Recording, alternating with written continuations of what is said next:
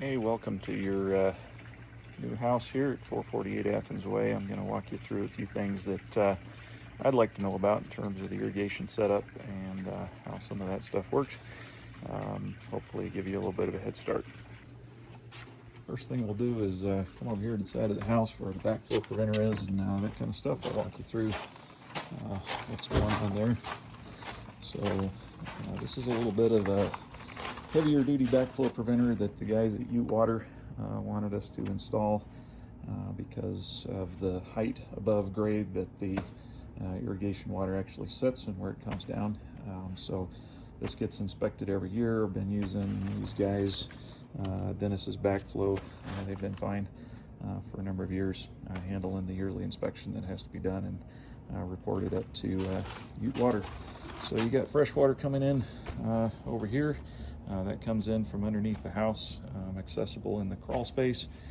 There's a valve down under there that I shut off every year for freshwater access the outside.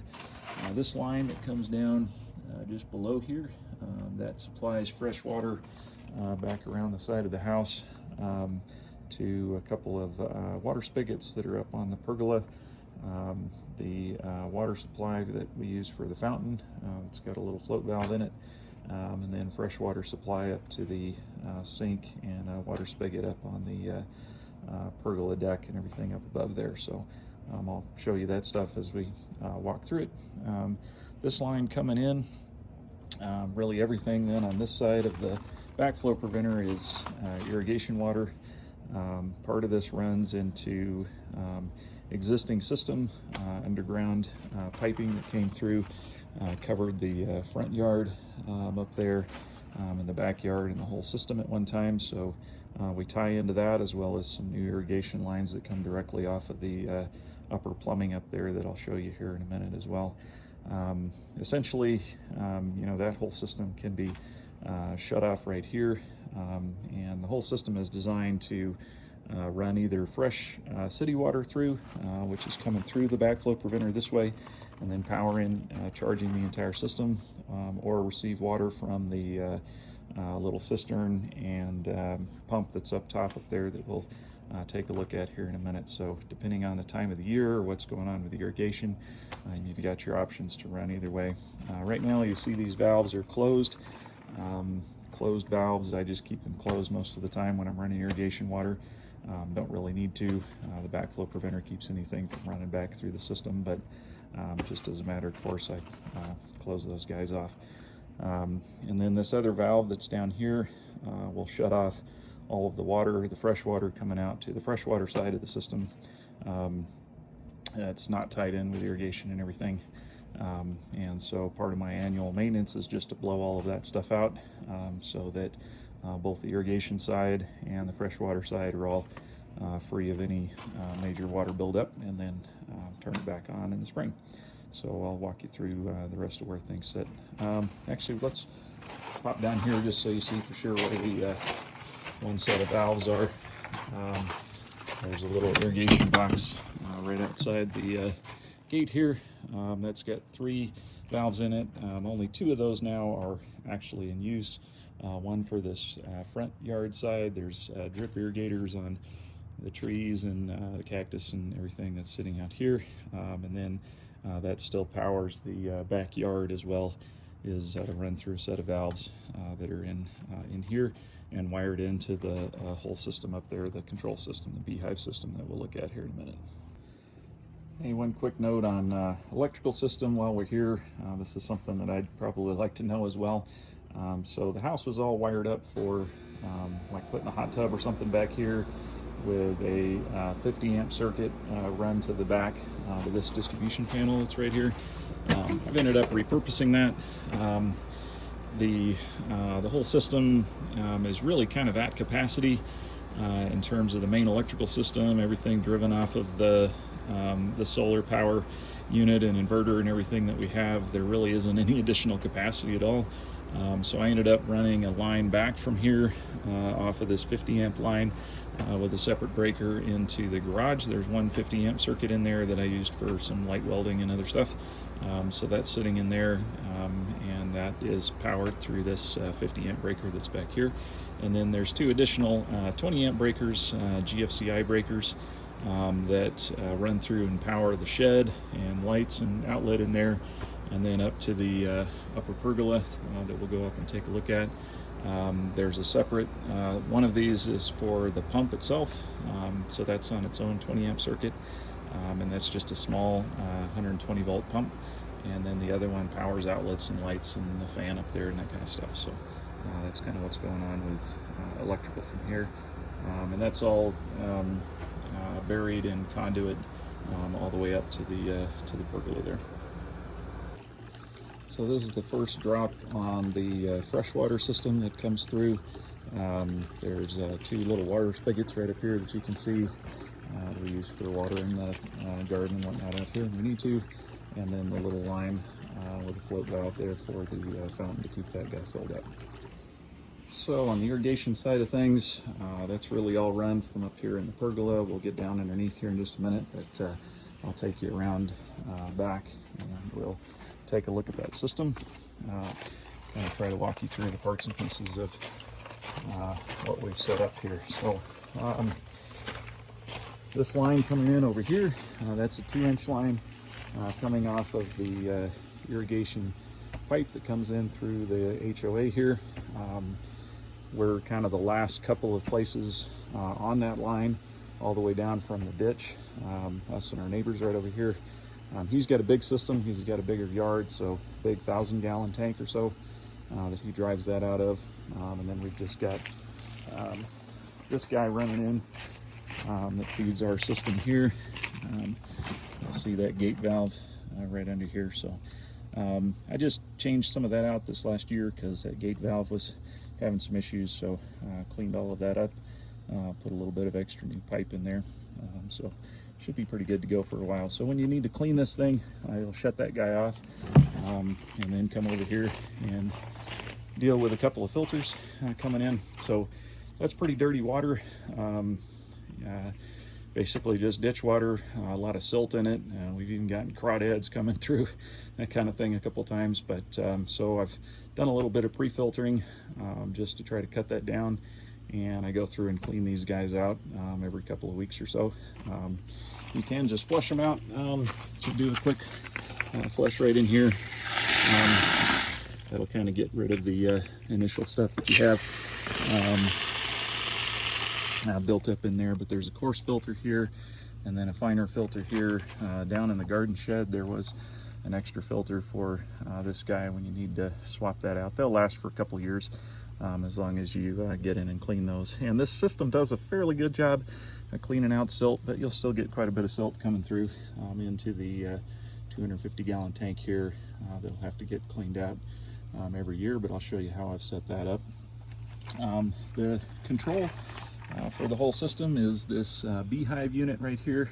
Before we leave, I'll be clearing out all of our Wi-Fi connection and everything that we've used for that. You can reset that up to your own system, your own app, which is really handy. You can control everything remotely, keep an eye on how it's going, and change that out as necessary. So that's Orbit Beehive is the brand and style of that there. So there are 3 stations here. There are 5 stations on the whole that are controlled out of that. It'll control up to 6 stations out of there. These 3 up here, 2 of them go up here in the upper level to water the trees and then water the bushes. So this guy on your far left here is going to the tree waters. This guy here in the middle is going out to the shrubs and bushes that are up here. And then this one, I replaced the original plumbing that came in for the whole drip system through the garden area that's down here. So it's fed from up here. That gives it a little better pressure going through the whole system, and it ties in down below. The wire controls for the Orbit tied in with the original wiring that ran around the side of the house over here to a separate sprinkler control that's no longer in use. I just tied in with those same wires in order to control the 2 valves that we looked at up in the front of the house there just a bit ago. So now we'll run over and take a look at the tank itself and the pump and walk through those particular pieces. But again, this is kind of a regular maintenance thing, going through and flushing these guys out. I've got a bottle brush right back up here, up on the corner where there's a freshwater supply. Makes it a little bit easy to get in and clean those guys out. One other thing here, you've got enough head pressure coming down through this 2-inch line to run a little bit of watering. So this line that's coming out right here, that's just straight head pressure after the 2 filters that are there, and that's enough to do a little bit of surface water up here on the trees. I also run another line from that right down into the garden area off the side of the steps there, and that'll run enough to do your regular watering out in the garden, depending on where you need that. I'm going to leave some of the hoses for these. They've been used for irrigation water, so they're really not good for anything else. I always keep those separate so that we keep any fresh water and ditch water stuff completely separate. So I'll leave those hoses here. You guys can use those or replace them, whatever makes sense for y'all. Well, yeah, right now, coming off of that just sort of periodic head pressure watering system, I do have this little piping running around the side over here to another hose outlet. And you know, I'll go through and probably once a month water these trees at the surface, as well as the little underground waters that I've got that get fed from the automatic system. So again, I'll leave these hoses and whatnot out here so you guys can use those as you will, or do something different with it. So let me walk you through the tank side of the system here. And again, up here in the pergola, you've got freshwater supply. That's all separate from any of the irrigation stuff, but freshwater supply up here for the little sink. And then right back in that corner as well is another little water spigot that can be used from up here. So the other part of the irrigation system is located underneath here. We've got a little bit of a trap door in the deck.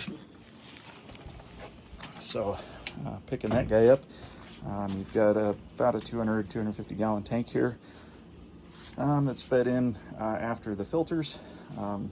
It has its own another little filter that's a post filter on the pump that's coming up, and then that little I think it's only a 1/2 horsepower pump or so that powers the system from up here. That's a small pump, just 120 volt, but that's been sufficient to handle anything that needs to be run from up here, especially with the height difference and whatnot that we have running through, and because of how the stations are laid out. If you ever end up needing to power this thing from the freshwater side, as we talked about in terms of the backflow preventer, you'll need to turn that on, turn those 2 valves on at the backflow preventer. If you keep those off, that allows freshwater pressure to come through, and then you can shut off this one valve that runs essentially from the pump, but that will tee off right there and power all 5 of those stations, including the 2 that we saw down below with those 2 valves, as well as the 3 valves that are up here, all controlled off of that same beehive system. So if you ever need to run just the freshwater side, that's kind of the procedure, is to open up those 2 valves down there, close this valve off, and then unplug the pump itself, because the pump is powered by this pump start relay that's tied in with the whole system. Again, that's a separate circuit that comes up here, a 20 amp circuit to power that guy, and all it's doing is turning on this little outlet that you see down here, so you can unplug the pump if you're just using the freshwater side of things. That pump does need to get primed. It's supposedly a self-priming pump, but I've never had any luck with that. So I kind of rigged up a little bit of plumbing there. Just pull that little top plug off of there, fill it up with water, and that'll kind of backflow into the system and whatnot. And then the pump should kick on pretty well from that point. So inside the tank, there's a little tiny float valve. That's been sufficient for filling this thing up. I mean, it goes from basically 2 inch down to 1 inch there.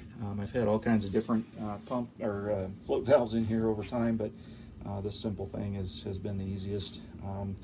That little float valve does get gunked up a little bit. It needs to be cleaned out every year when you shut the system down. There's an extra one that's sitting down in the garden shed as well, but that's something you may work at tweaking over time. Again, we do filter a fair bit coming into this system just with those couple of filters there, but you'll still get sediment built up in this thing over time, and that'll have to get cleared out every year. And I'll show you where that stuff here sits in just a minute. Once you flush things out, for the most part, there's a drain basically built into the bottom of this, and I'll show you that here in a second. But once you do filter, flow that out as much as you can with water. I still have to get in here and dig out sediment at the bottom. I just use a scoop that's down here and pull as much of that out as I can. If I can let it dry over the winter, then I'll come in with a shop vac and clean that up a little bit the next year before I fire everything back up at that point. So this is pretty much what the system looks like. That little filter needs to get cleaned out. The post filter there needs to get cleaned out as well. I just do that every couple of weeks when I take everything apart and clean it up. So in draining this thing out every year, when you get to the end of irrigation season, they shut everything down. I built a drain into the bottom of this tank. It sits at a little bit of a slope, so everything kind of comes down to that corner and then drops out, runs through a 2-inch line there, runs through the retaining wall and out the little gargoyle. There's a quick connect thing on the end of that. It's actually not welded in because it doesn't actually get any pressure to speak of, but that lets you hook everything up to something like a barrel. What I always did every year is just run this thing out and down and dump water and sediment, push as much of it as I can out of there, run that water and sediment down into I think like a 30-gallon barrel, and then went and dropped that sediment and water and stuff off at a rental property that we had over here in town. But something like that may work for you to clean things out, plus what you can dig out of the bottom of that tank to keep it as clean as possible. You don't absolutely have to do that, but I'd really recommend trying to clean as much of that silt out of there every year as you can. I may have to take back what I said about a couple of parts I thought I left for you, but I had a filter and an extra little float valve sitting around somewhere. If I turn those up, I'll stick them back out here before we leave, but otherwise those are consumables. I'll leave you a couple little things out here that I use for blowouts every year in terms of blowing out the system. One of these is just a little hose connection with a little quick connect for your air compressor. Again, it's kind of low pressure. You don't run more than 30-35 psi blowing a system like that out, but that's what I do every year. So I hook this guy up, run it through, and blow out all the freshwater stuff, starting at that low end valve that's up there, or spigot that's up there on the back side of the upper pergola, and that'll blow out all of the water. There's down underneath the house where that valve is, there's a little needle drain, and you'll open that guy up. You'll get most of the water out in a bucket down there in terms of fresh water, and then a little blowout at the end finishes getting the majority of that water out. And then I'll switch that little guy off of the hose connection to this little 1/2 inch to 1 inch. And then that 1 inch will plug into the 1 inch line right there where the same feed line essentially that the little pump feeds into to feed back into the system, so that gets you access to the entire plumbing there. And then I'll blow out each individual station by opening up the valves, making sure those are all fully cleaned out, and that usually takes care of it. I've never had any issues with that. I'm sure there's a little bit of water left in the system here and there, but that simple blowout technique takes care of the majority of all that. Oh, and then there's a couple of cans of old paint that we had left from a couple projects here. So